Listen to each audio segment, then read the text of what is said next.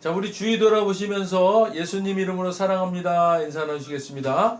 예수님 이름으로 사랑합니다. 예수님 사랑합니다. 예수님 사랑합니다. 할렐루야. 감사합니다. 오늘은 창세기 29장 35절 말씀을 중심으로 네이밍, 이름 짓는 일, 이와 같은 제목으로 말씀의 은혜를 나누고자 합니다. 우리는 성경을 대하면서 간혹 이해하기가 어려운 사건들의 기록을 종종 보게 됩니다. 그래서 의아해하기도 하지만 성경이 기록인지라 기록해 하신 하나님의 뜻을 알고자 성경을 붙들고 한참을 씨름하는 일들이 있기도 합니다. 이런 일들 중에 하나인 창세기 기록 중에 야곱에 얽힌 레아와 라헬의 이야기들이 창세기 29장부터 35장에 걸쳐서 기록되어 있습니다.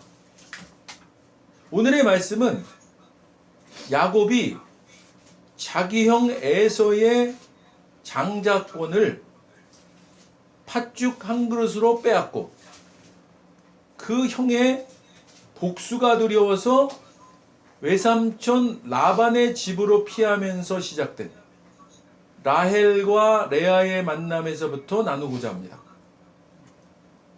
야곱은 죽을 고생을 하고 외삼촌인 라반이 사는 하란에 도착하게 됩니다.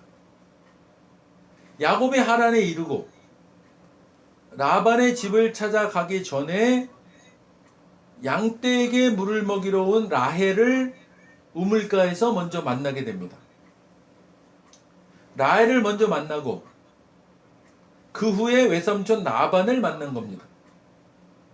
아마도 야곱은 라헬을 보고는 첫눈에 반한 듯합니다.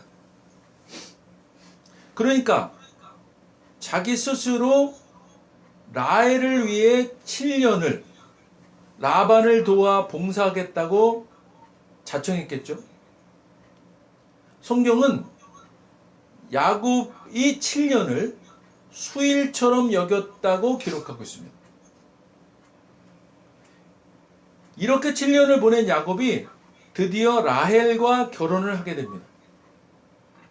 그런데 결혼 후 신방을 치르고 아침에 보니 신부가 라헬이 아닌 라헬의 언니 레아였습니다. 라반이 당시 그 지역의 풍습으로는 작은 딸을 큰 딸보다 먼저 결혼시키는 법이 없다는 이유로 라헬 대신에 큰 딸인 레아를 신방으로 들여보낸 겁니다. 아버지인 라반의 계략이었지만 신랑인 야곱 모르게 들어간 레아나 당연히 자기와 결혼할 것으로 알고 있었을 라헬은 어디 있었으며 어떻게 이 일을 묵인할 수 있었을까요? 라반도, 레아도, 라헬도 우리로서는 쉽게 이해되지 않기는 마찬가지인 것 같습니다. 어쨌든 성경은 이 일주일 후에 야곱은 라헬과 또 혼인하고 그 값으로 7년을 더 일하기로 했다고 기록하고 있습니다. 이제 레아와 라헬과 야곱은 가정을 이루고 자녀를 낳게 됩니다. 야곱은 레아보다 라헬을 더 사랑했고 하나님은 레아가 남편에게 사랑받지 못함을 아시고 레아의 태를 열어주심으로 첫 번째 아들을 낳고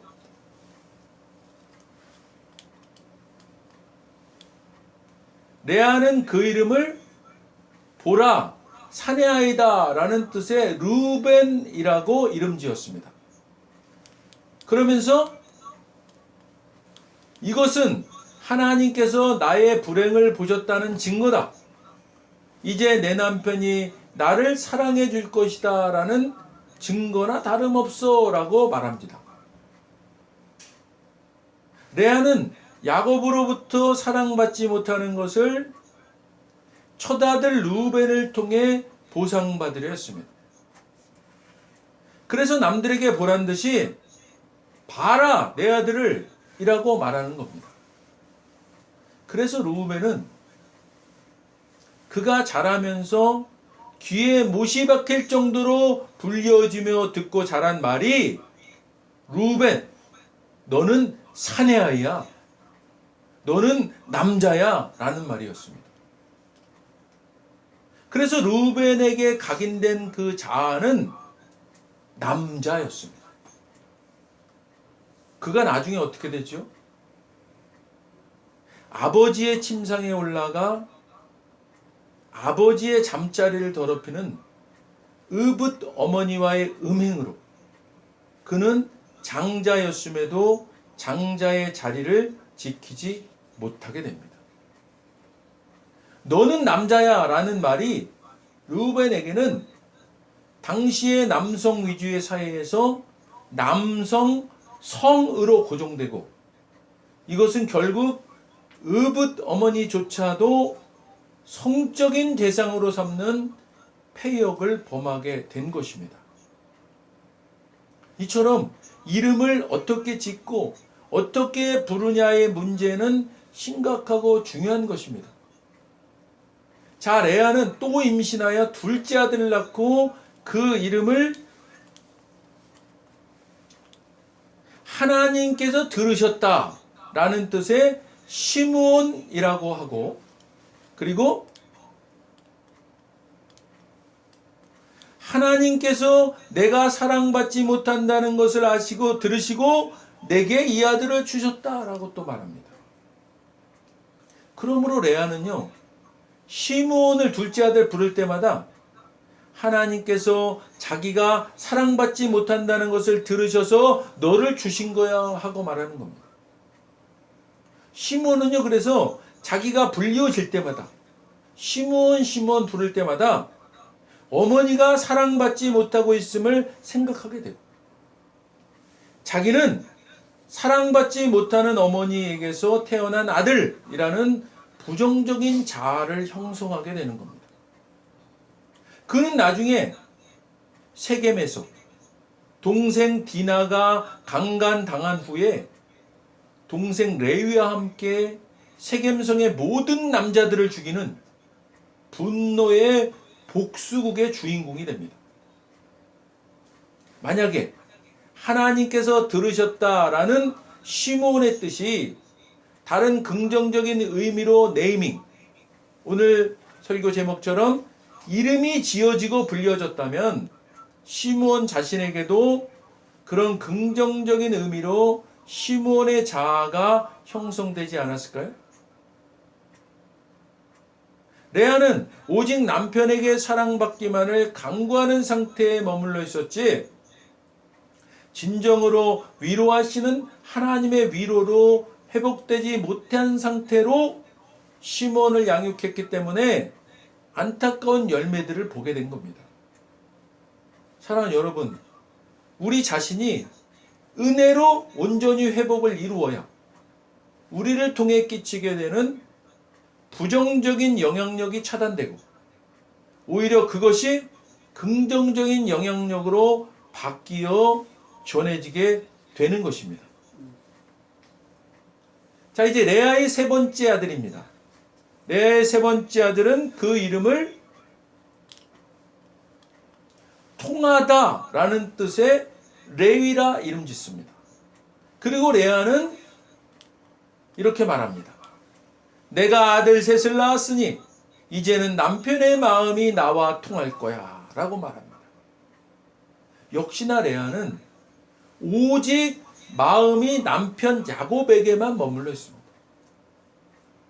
하나님께서 레아를 위로하시고 복 주셔서 벌써 세 번째 아들까지 주셨는데도 말입니다. 자기 동생 라헬은 아직까지 한 명의 자녀도 없는 상태이지 않습니까? 성경에서 만약이라는 말은 크게 의미가 없는 말이 되지만 만약 레이라는 이름을 짓고 부를 때 레아가 남편만을 바라보며 하는 것이 아니라 그 시선이 하나님께 향해서 하나님과 통하다라는 뜻으로 부르고 양육했었더라면 레아와 레이의 삶은 달라지지 않았을까 하는 생각을 해보게 됩니다. 자, 이제 또 레아의 네 번째 아들입니다. 레아의 네 번째 아들은 하나님을 찬양하다라는 뜻의 유다라 하고, 레아는 비로소 이제는 내가 하나님을 찬양하리라 라고 말합니다. 유다의 히브리어 예후다의 기본 의미는 찬양하다, 감사하다, 신앙하다 라는 의미로, 야곱의 사남인 유다는 혈통상 영광스러운 그리스도의 조상이 됩니다. 야곱이 임종하기 전 훗날 이스라엘의 12지파가 되는 아들들을 모아놓고 장차 일어날 일들을 예언하는 대목에서도 유다는 후에 다윗과 같은 왕권과 그리스도의 영원한 왕권으로 이어지게 될 것을 말합니다. 너 유다야, 네 형제들이 너를 찬양할 것이다. 네 손가락이 네 원수들의 목을 누르고 네 형제들이 내게 경의를 표할 것이다. 유다, 너는 젊은 사자다. 내 아들아, 너는 짐승을 잡아먹고 힘차게 보금자리로 돌아올 것이다. 백수의 왕 사자처럼 웅크린 그를 보라. 누가 감히 끼어들어 그를 방해하랴. 왕권이 유다에게서 떠나지 않을 것이다. 최후의 통치자가 오고 민족들이 그에게 복종할 때까지 유다는 지휘봉을 놓지 않을 것이다. 그는 자기 나귀를 포도나무에 단단히 메고 순종 나귀 새끼를 튼튼한 가지에 맬 것이다. 그는 자기 옷을 포도주에 빨고 자기 겉옷을 붉은 포도즙에 빨 것이다. 그의 두 눈은 포도주보다도 검고 그의 이는 우유보다도 힐 것이다. 레아가 비로소 이제는 내가 하나님을 찬양하리로다 하며 이름 짓고 성장하는 내내 부른 유다라는 이름은 이름값 그대로 세상 왕권을 갖게 되었고, 후에는 인류의 메시아이신 예수 그리스도가 태어나는 가문의 직접적인 통로가 되었던 겁니다. 사랑하는 여러분, 우리는 지금 우리 교회를 어떤 이름으로 부르고 있습니까? 우리와 함께 교회를 이루고 있는 지체들을 어떤 이름으로 부르고 있습니까? 하나님 말씀을 받아 깨닫고 전하는 주의 종, 목사를 여러분은 어떤 이름으로 부르고 있습니까? 우리가 앞에서 보았듯이 이름 자체가 중요하기도 하지만 그 이름을 어떤 마음을 가지고 어떤 태도로 어떻게 부르고 있느냐가 더 중요하고, 그 부르는 것을 통해 불려지는 대상이 불려지는 대로 열매 맺게 되는 것을 보았습니다. 사랑하는 여러분, 부르는 힘의 영향력이 두렵고 떨리지 않습니까? 여러분의 남편을 향해서는 어떤 마음을 가지고 어떻게 부르고 있습니까? 여러분의 아내를 향해서는 어떤 마음으로 어떤 태도로 어떻게 부르고 있습니까? 여러분의 자녀들을 향해서는 그동안 어떻게 부르고 있었습니까? 여러분의 부모님들을 향해서는 어떤 태도로 어떤 마음으로 어떻게 부르고 계십니까? 잠잠히 심각하게 돌아보시기를 간절히 부탁드립니다. 축복의 통로가 되어야 할 우리의 입술이 저주의 입술로 쓰임 당하고 있지는 않으십니까? 사랑하는 성도 여러분, 말의 능력이 그 말에 실려 있는 말하는 사람의 마음과 태도와 의도가 얼마나 놀라운 능력으로 열매를 맺는 것인지를 깨닫고 기억하시기를 주님의 이름으로 간절히 축원드립니다.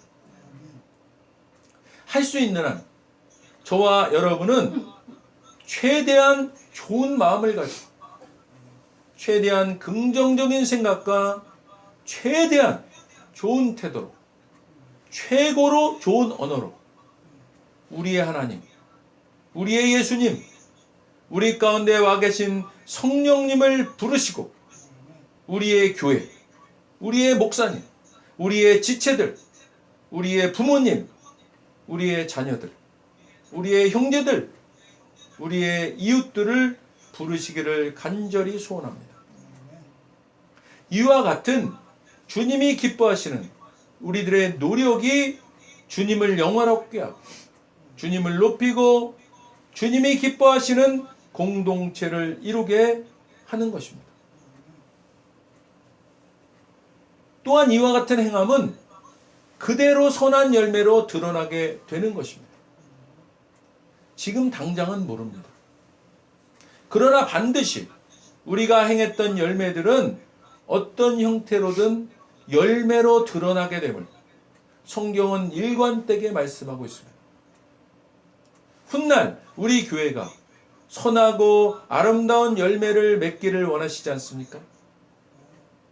우리는 그 열매의 씨앗을 선하고 아름다운 열매를 맺을 수 있는 씨앗으로 가꾸고 자라게 해야 합니다. 사랑하는 여러분, 오늘부터 지금 이 시간부터 당장 마음의 출발부터 태도로 좋은 마음과 좋은 태도, 긍정적이고 선하고 아름다운 마음과 언어로 우리의 교회를 부르시고 우리의 지체들을 이름지어 부르시기 바랍니다. 부정적이고 비판적이고 율법적인 지적은 은혜로 다 덮으시기를 간절히 부탁드립니다. 그래서 부르는 자나 듣는 자나 서로가 기쁘고 감사하고 은혜로 풍성해지는 우리 모두가 다 되시기를 주님의 이름으로 축원드립니다. 기도하겠습니다.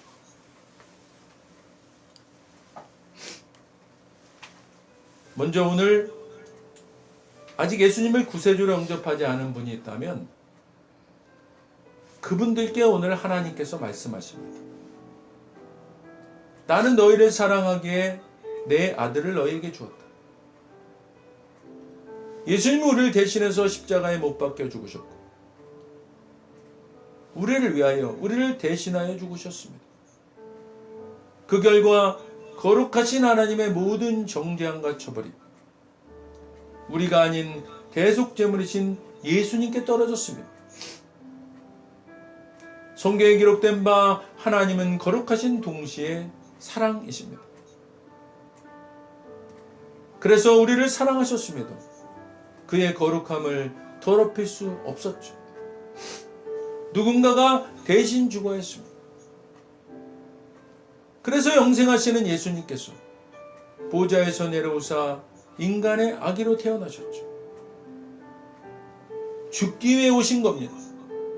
완벽한 인간이신 그분이 흠 없는 인생을 사신 주님이 우리를 위해 흠 없는 순양이 되셨습니다. 십자가에서 우리 대신 죽으셨고 3일째 되던 날 부활하셨습니다. 아직 예수님을 영접하지 않으셨다면 이 기도를 따라 하시길 바랍니다. 돕는 마음으로 다 같이 따라 하시겠습니다. 하늘에 계신 아버지, 얼마나 멋진 선물을 제게 주셨는지요. 주 예수 그리스도를 보내사 십자가에서 죽게 하셨고 저의 대속제물로 삼으셨습니다. 예수님은 내 죄와 저주와 처벌을 받으셨습니다. 그 모든 것이 십자가에서 완결되었습니다. 오늘날 예수님이 죽음에서 부활하셨기에 나는 예수님 안에서 예수님 안에서 하나님 앞에 설 수 있게 되었습니다. 하나님 앞에 설 수 있게 되었습니다. 하나님의 은총을 받고 하나님의 은총을 받고 선하심과 복의 면류관을 씁니다. 선하심과 복의 면류관을 씁니다. 예수님은 이제 나의 구원주이십니다. 예수님은 이제 나의 구원주이십니다. 예수님은 이제 나의 주님이십니다. 예수님은 이제 나의 주님이십니다. 하나님 아버지, 저를 구원해 주셔서 감사드립니다. 하나님 아버지, 저를 구원해 주셔서 감사드립니다. 예수님 이름으로 감사하며 기도드립니다. 예수님 이름으로 감사하며 기도드립니다. 아멘. 오늘 진심으로 따라하신 이 영적 기도가 믿어지는 은혜가 임하신 분 구원 받으셨습니다. 할렐루야. 아멘.